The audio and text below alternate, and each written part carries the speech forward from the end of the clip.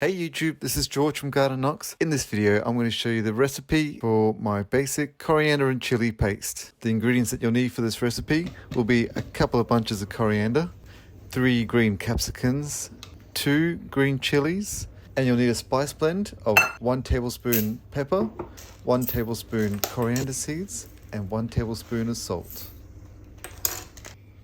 So I begin by placing the spice blend mix into a heated up pan. This just brings out more aromas in the spice mix.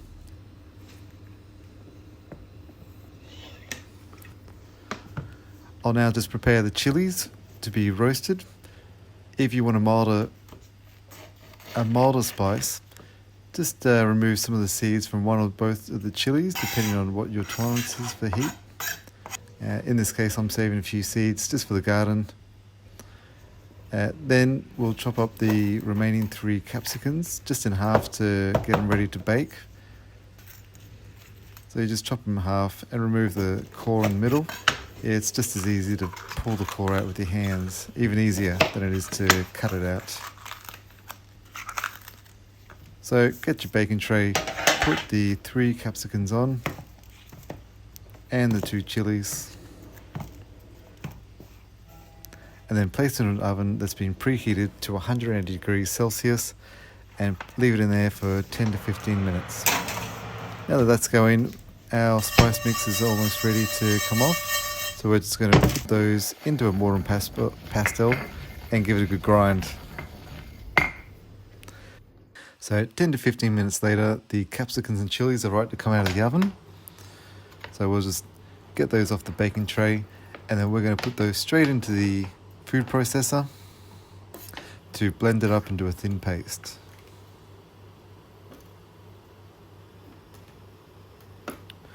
Now my food processor is a little small, so I couldn't fit everything in at once. So I'm going to do a little bit then, put a little bit more in.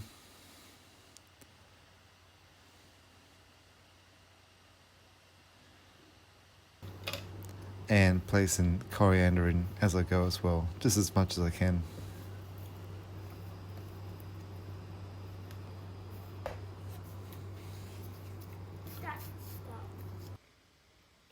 And also placing the spice mix in.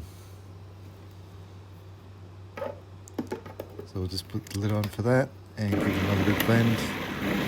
And then I'll have to take the lid off again and put the remaining coriander in. And just to smooth up the texture, you put in your 3 tablespoons of olive oil and give it another good mix just to make sure it's all mixed in. And there you go. That's your basic coriander and chili paste. Now I'm just going to pour it into this bowl just to make it easier to serve it into a mason jar. Make sure you get everything out.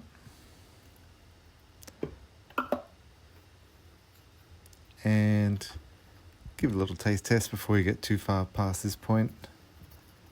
Make sure you're happy with the flavors.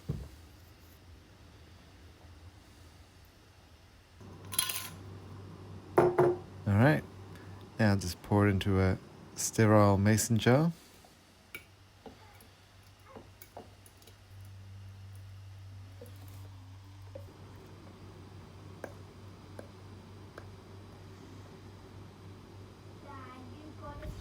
And there you go.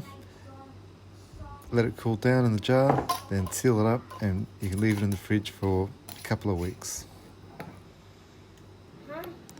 And this can be used on heaps of different types of food. In this case, I'm using it on my ginger chicken noodles. Thanks for watching.